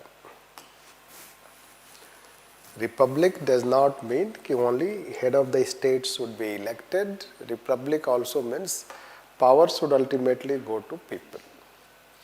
A republic is one in which people have equal rights and they live in a community type of life. Remember Mahatma Gandhi से village republic. तो village republic का क्या मतलब है? Community type of life. French republic, तो where it comes from French republic, that is basically people driven society. That is the broader meaning of republic once they have asked in prelims. Yes. And in that prelims question, they did not have option like this. Right? This. They had option of another points. Right? Anyhow, to detail we will write. But then what they indicate cumulatively. So basically cumulatively they determine, basically they will decide the nature of a state. What they define? Nature of a state. This, how the state should be. Like how the state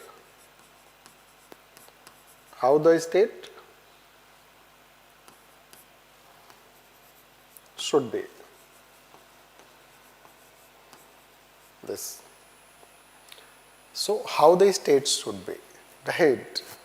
And then इसका मतलब क्या है? It determines means of governance. It determines how state should govern.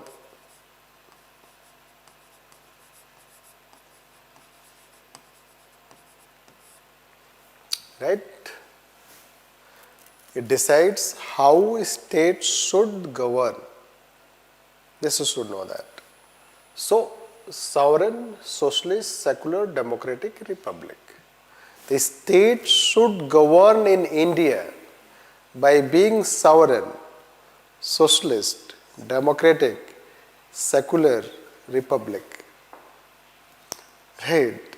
मतलब state should govern not by any ways. Right? State should not govern any way. Right. So we cannot become UAE, we cannot become China. We have to govern by becoming democratic, republic, secular, socialist, sovereign. This you should know that. That's why when people get better economic life without democracy, that is not our state wants. The merely economic achievement is not the aim of the state. The aim of the state is to be democratic, to remain republic, to be socialist, to be secular. That is the significance. Right. It means ki you have to achieve whatever the things you have to achieve with certain, let's say, bounds. Right. You have to achieve economic growth by being democratic. Yes, that is how its relevance. They set means of the governance. What government should adhere. Right? That is the significance. Then let's come to next part. The next part we have is called justice. This, then we have liberty, then we have, I think equality is also mentioned. Equality and fraternity. Right? They are self-explanatory. Right? They are self-explanatory means they are clear in themselves. Do not have to explain much. Right? Although they will come in fundamental rights. Right? Justice, the socio-economic justice, etc. Liberty, so we have Article 21 and 19. Equality, we have Article 14. Fraternity is part of this, let's say that, this preamble aim. So what they aim at, this, they are considered as ends. This, they signify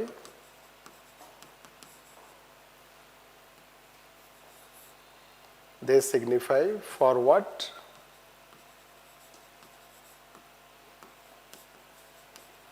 state should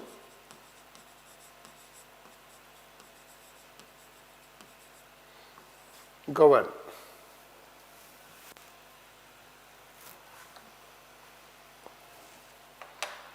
Yes.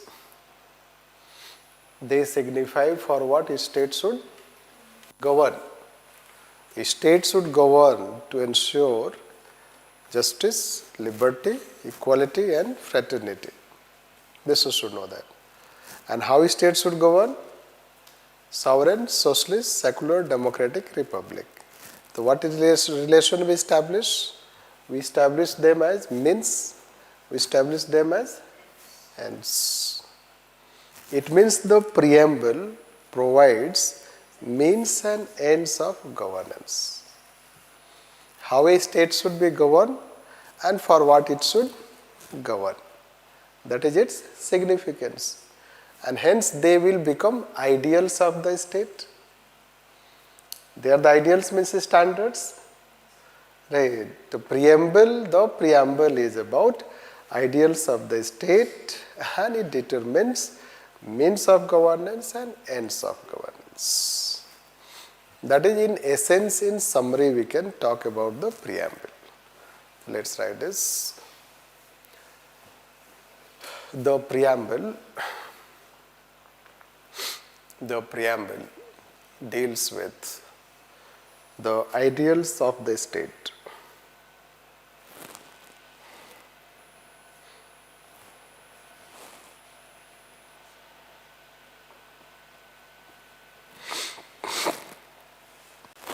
The preamble deals with ideals of the state, that for what a state should govern, and how it should govern.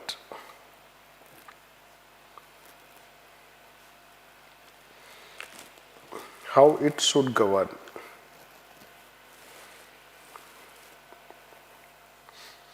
How it should govern. How it should govern. In which first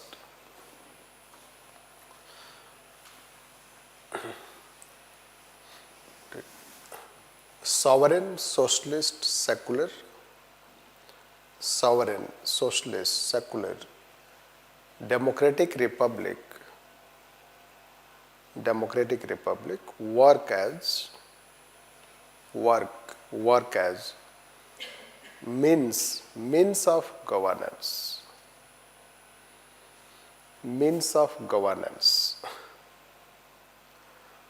That how states should govern. How states should govern. Second, justice, liberty, equality, and fraternity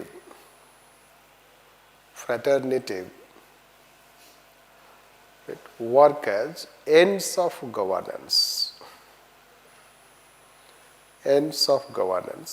That for what state should govern.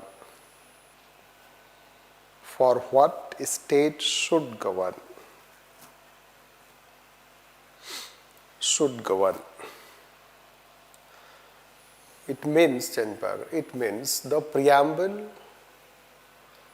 preamble provides means and ends of governance. Preamble provides means and ends of governance.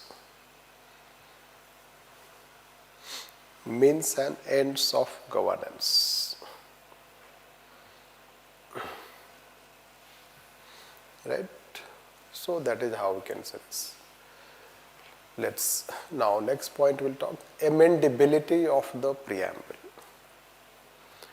Amendability of the preamble. Whether it can be amended.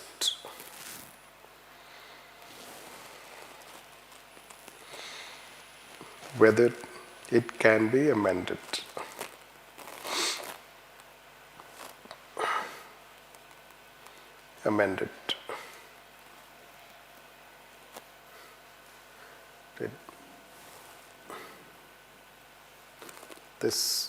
This debate started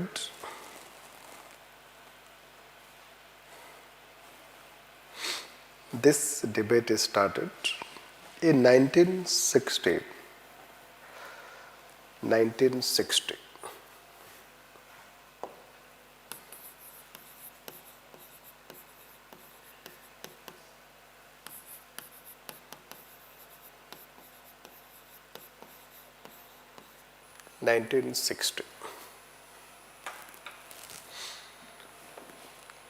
And in this case, Supreme Court gave following interpretation.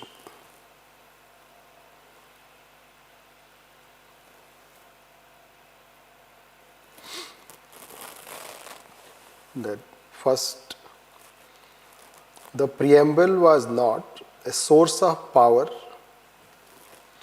The preamble was not a source of power for the government. Source of power for the government. Next.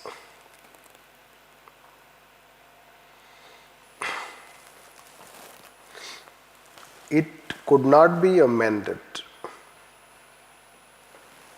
It could not be amended. It could not be amended. Next, Keshavananda Bharati case.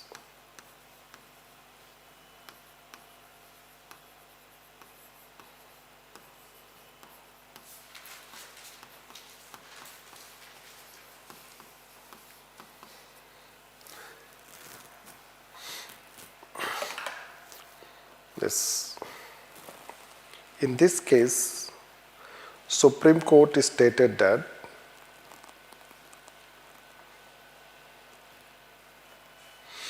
In this case, Supreme Court stated that the preamble was part of the Constitution. The preamble was part of the Constitution. In bracket, in Berubari Union,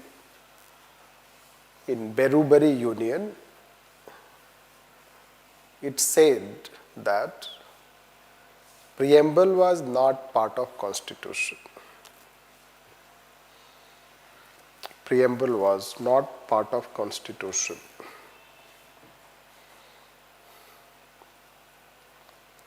Bracket close. Next within that, it held that preamble could be amended.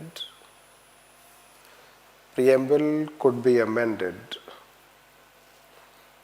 save basic feature.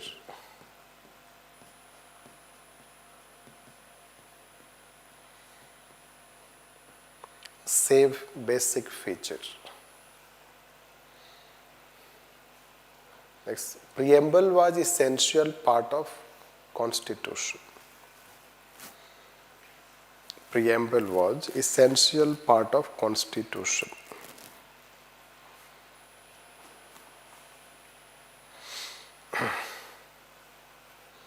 Next, LIC case.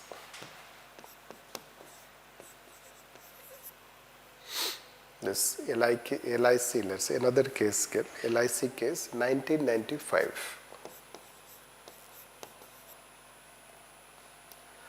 In this case, Supreme Court reaffirmed.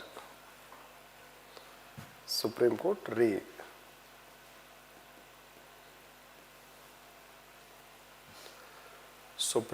reaffirmed that first preamble was integral part of Constitution. Preamble was integral part of Constitution. Next, it determines the core of Indian polity. It determines the core of Indian polity. Core of Indian polity. Change paragraph. Therefore, as of now, the status is that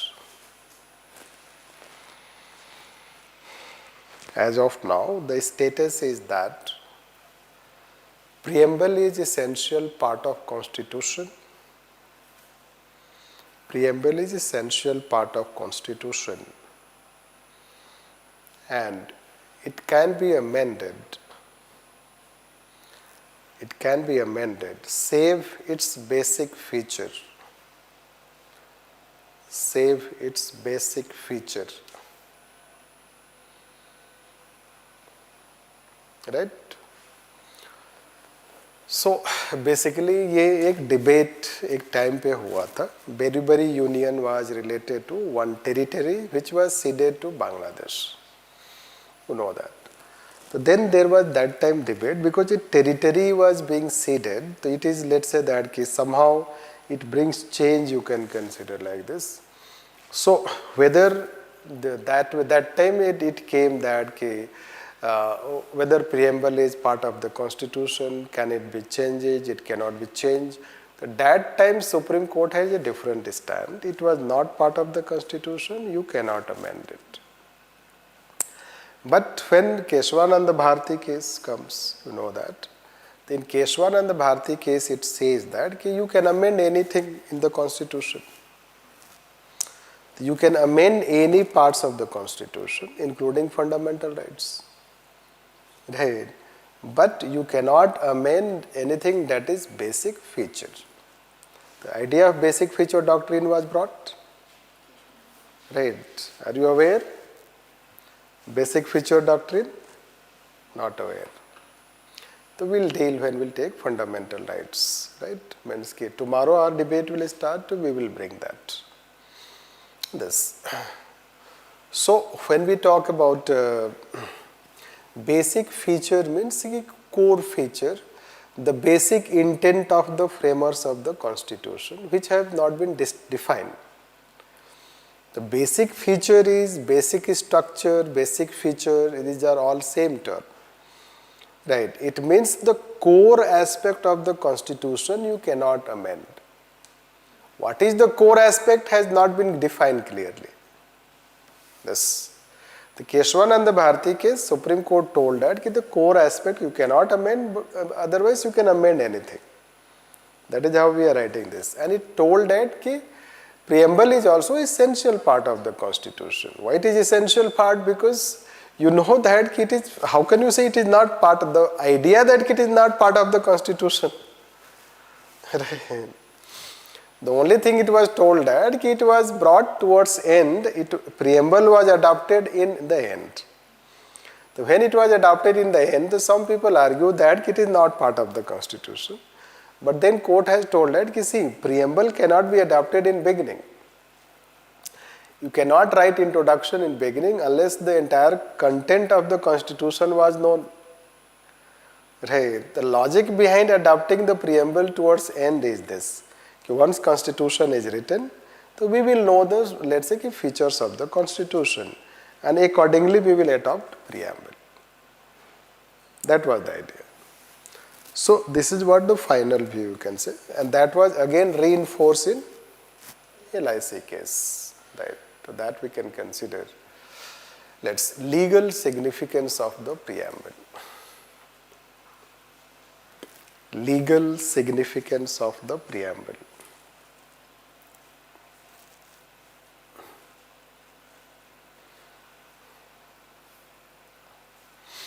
Legal significance of the preamble.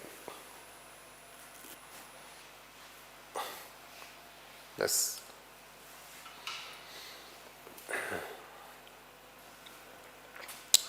So, in that, let's say, first, it is not source of authority for the government.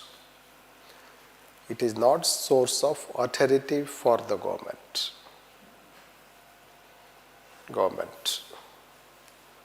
Next, it helps in interpretation of constitution.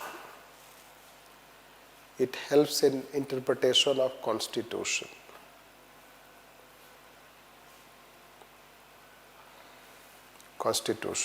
Next, Supreme Court,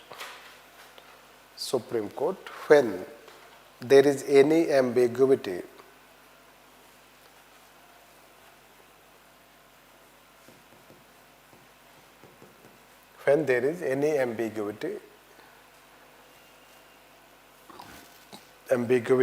it takes help of the preamble for clarity in interpretation.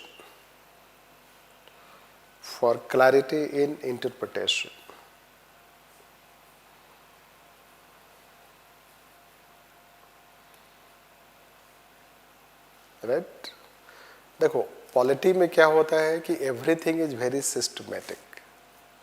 You have to learn it in that systematic way.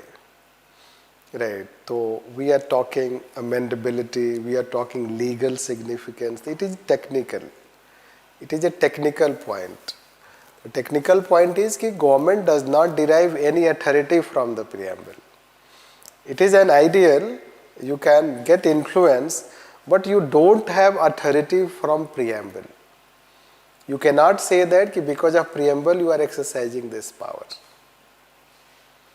This you should know that. You cannot say that because of preamble you are exercising this power. This you should know. And court will take into consideration while interpreting any provisions of the constitution if the court finds that there is any ambiguity. Ambiguity is related to vagueness. Right. When there is any subjectivity, the court can take its consideration.